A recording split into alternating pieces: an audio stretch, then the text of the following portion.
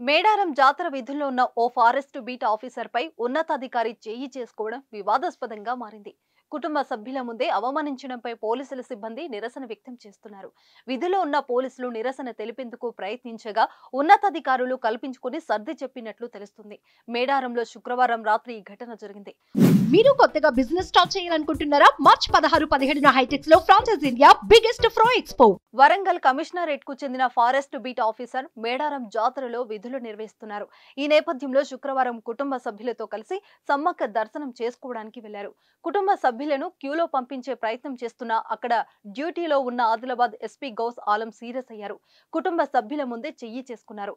అసభ్య పదజాలంతో తిడుతూ చెంపదెబ్బ కొట్టి ఆయన భార్య పిల్లలు చూస్తుండగానే బీట్ ఆఫీసర్ ను నేలపై కూర్చోబెట్టి పనిష్మెంట్ ఇచ్చారు. దీంతో బీట్ ఆఫీసర్ భార్య కన్నీటి పర్యంతమయ్యారు. ఇదంతా చూసి అక్కడ ఉన్న ఇతర సిబ్బంది నిరసన తెలిపేందుకు ప్రయత్నించగా ఉన్నతాధికారులు సర్ది చెప్పారు.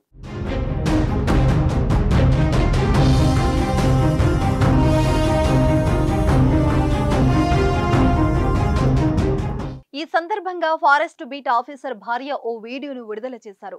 అందులో ఆమె మాట్లాడుతూ ఉదయం నుంచి సాయంత్రం వరకు డ్యూటీ చేస్తున్న తన భర్తను కొట్టడం దారుణమని వెల్లడించారు. ఆరోగ్యం బాగోలేక అక్కడున్న పోలీసులు సిబ్బందితో రిక్వెస్ట్ గా అడిగి లైన్లోకి వెళ్దామని చెప్పారు.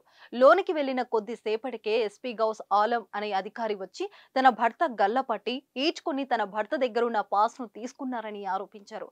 సదరు అధికారిని ఎంత బతిమాలినా ఆఖరికి అధికారి కాళ్లు కూడా పట్టుకున్నా కానీ తన భర్తను వదిలిపెట్టకపోగా కింద కూర్చోబెట్టుకున్నారని తెలిపారు. తన భర్తను చూసి నీచంగా మాట్లాడారని వెల్లడించారు.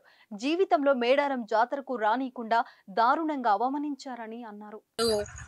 వాళ్ళ అమ్మ వాళ్ళకు చెల్లెగాను నేను అట్లా అనుకోని కూడా అసలు దారుణంగా నేను కాలు పట్టుకున్నా కూడా కనికరించకుండా ఆయన మాట్లాడిండు. నాకు చాలా బాధ అనిపించింది. మా హస్బెండ్ లాంటి వాళ్ళు ఎంతో మంది ఇక్కడ పొద్దున్నుండి సాయంత్రం వరకు కష్టపడి వాళ్ళు ఒర్రుకుంటా మామూలు జనాలతోటి అరుసుకుంటా డ్యూటీలు చేస్తారు.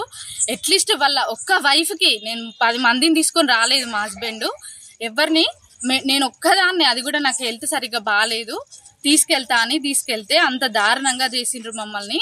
ఇంకా లైఫ్ లో అసలు మేడారం మొహం అనేది చూడకుండా చేసిండ్రు. నాకు చాలా బాధ అనిపించింది. గౌసాలెం అనే ఆఫీసర్ అక్కడ మేము అసలు ఒక వెహికల్ కానీ ఎలాంటివి తీసుకోపోలేదు. ఓన్లీ నడుచుకుంటా వాళ్ళని బతిమలాడుకుని వెళ్ళినాము.